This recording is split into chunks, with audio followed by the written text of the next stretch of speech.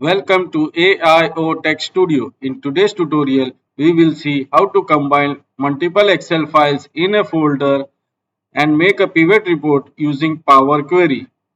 But before we start, here is our intro.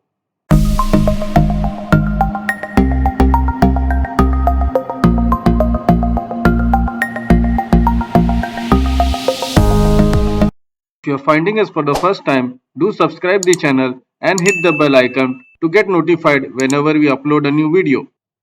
So in this tutorial, the aim is to combine the multiple Excel files which are in the sales folder and make a pivot report using Power Query.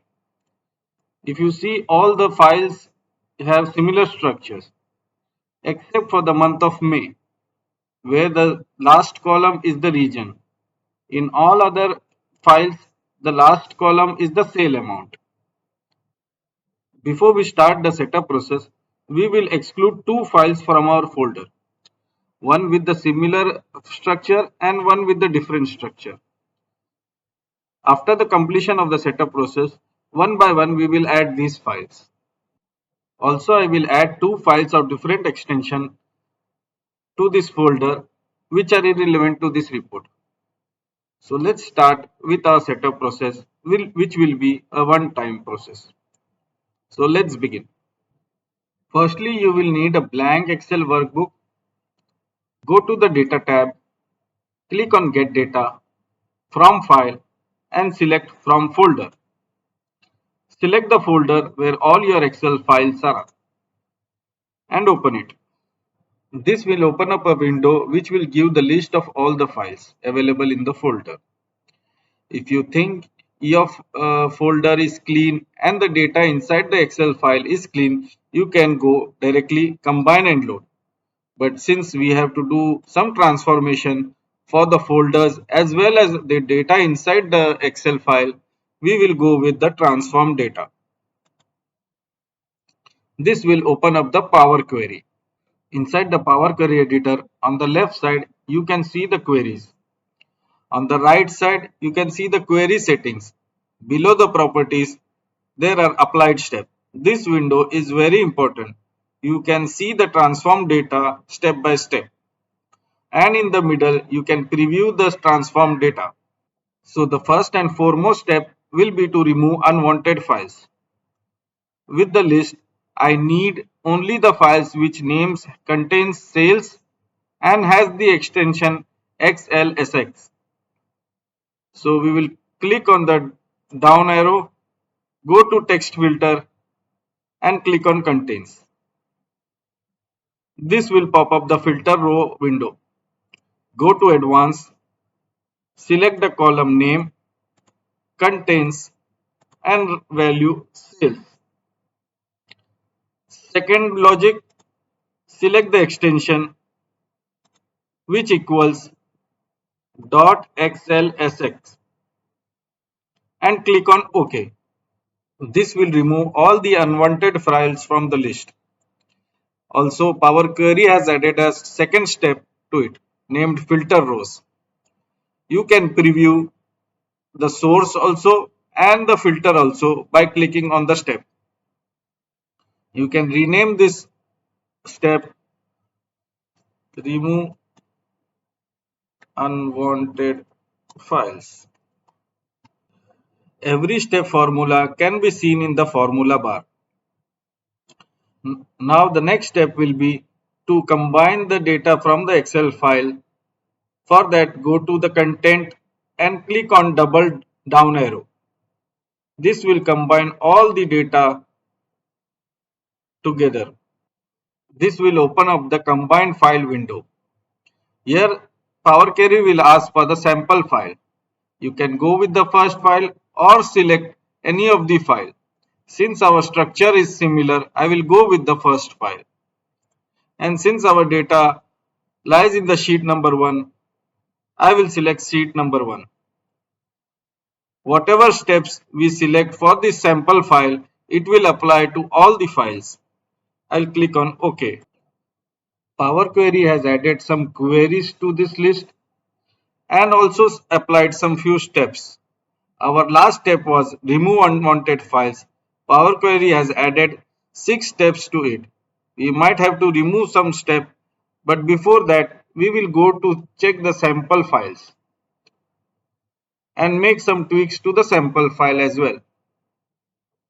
It is always better to make all the adjustment in the sample files rather than to make it in the combined data. In this sample file, I have to make 3 changes. The first 2 rows is not needed. The third row should be the header, and wherever there is a null value in the column 1, we have to remove it. So to remove the first 2 rows, go to the remove row and click on remove top rows. It will ask for number of rows. We will enter 2 and click on OK. So the first 2 rows has been removed. You can see the step applied over here. Now the first row should be used as a header. And finally, the date column should not contain a null value. So we will click on the down arrow and remove null from here and click on OK. So we have added 1, 2, 3, 4 steps to it. The change type step is added by Power Query itself after the promoted headers. These are the column types which has been added. You can see the icon besides the column header name. If you need to change it manually, you can click it and change the as per your requirement. Now we have done with all the transformation required for the sample file. We will go back to our combined data, which is sales query. Here it shows an error because the change type we have already applied to the sample file is not required here. So we will just simply click the cross sign to remove it. With the current last step, we can see the additional column which is the file name. We can use this column to get back year and month. For that, we will go to the split column and select by delimiter.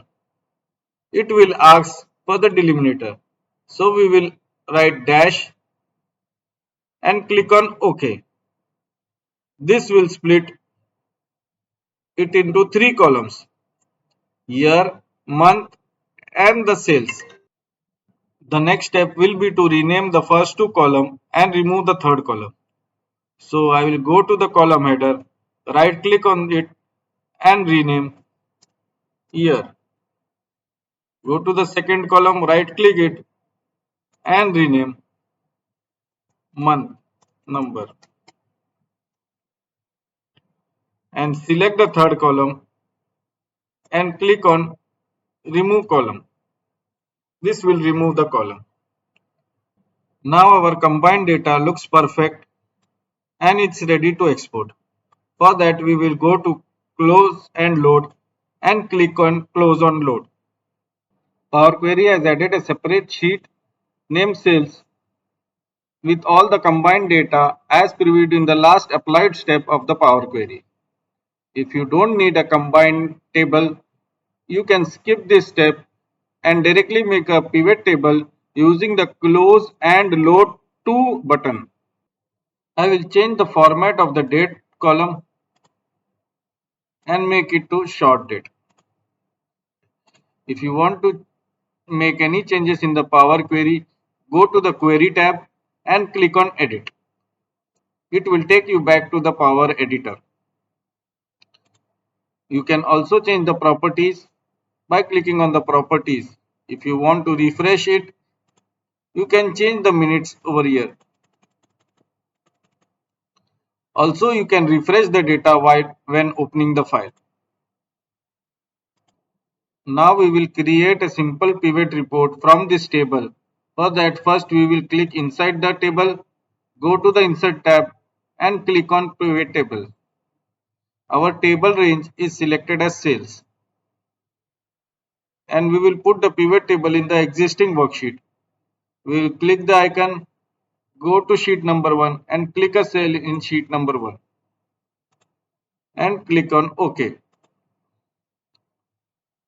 We'll put the month number in the rows, salesperson in the column, and sales amount in the values. By this way, we have created a simple pivot report from the three files existing in the folder. Now to the final part of this tutorial.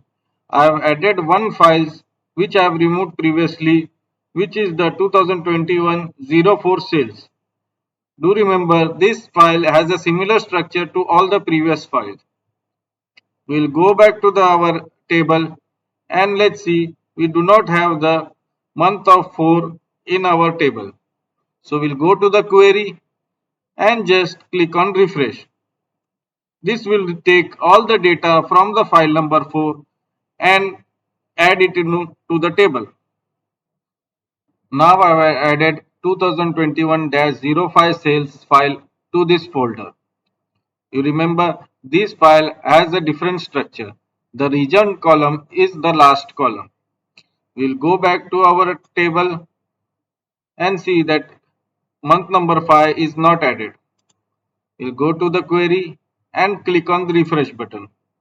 It also adds in a proper manner. So the position of the column is irrelevant. As long as the column name is same, it will take all the data from any file. Now let's check our pivot report which we had created earlier. The pivot report has not been refreshed after the Power Query refresh since it is connected to the sales table. To refresh the pivot report, go to the Power Pivot Table Analysis and click on refresh.